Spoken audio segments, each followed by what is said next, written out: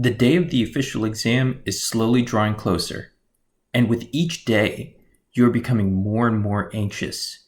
A million worst-case scenarios pop in your mind as you lay in bed for hours without any sleep.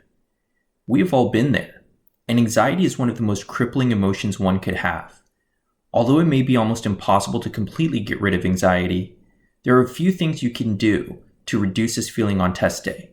So let's dive in. First, focus on what you can control. We tend to become anxious when we think about the unknown. Our mind begins to think of some horrific possibilities. What if there's a question I've never seen before? What if I get a really hard reading comprehension section?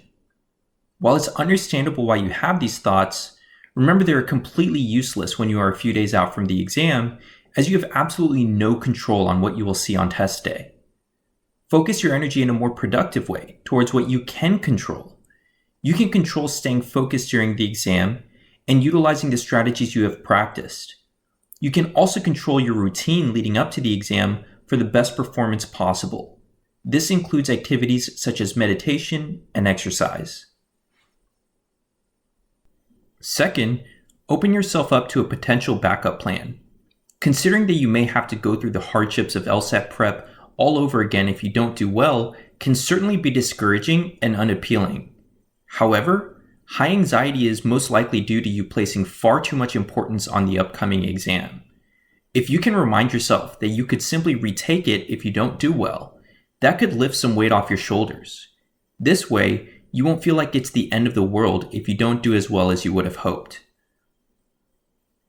The third tip is to think in positives. While it is important to think with a growth mindset as well, that's not what I'm talking about here. Don't think of an airplane. Do you see what happened there? You probably just thought of an airplane even though I told you not to. But what if I said instead, think of a tree? You probably thought of a tree and not an airplane. The point here is when you have an objective in mind, focus on what you should do instead of what you should not do.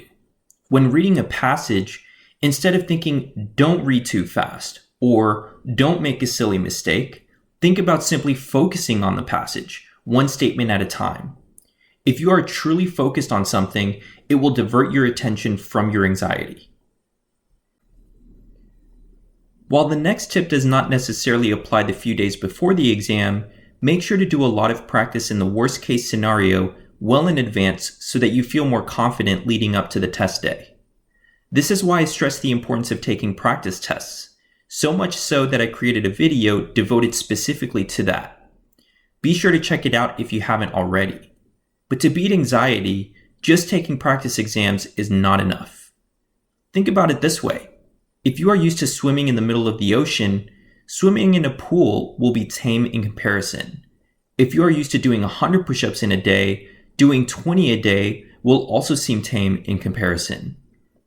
In the same way, if you are used to taking exams in harder conditions, you will feel more prepared on test day. You can do this by changing up the environment and the parameters of the exam. For example, if you're concerned there will be unforeseen distractions on test day, you could take a practice exam in a noisier setting such as a cafe. If you struggle with a particular section type, you can make that section the experimental section for your practice tests.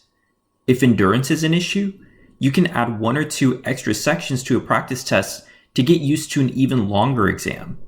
By utilizing these options, you are preparing for an even bigger beast than the LSAT, which will make things easier on test day.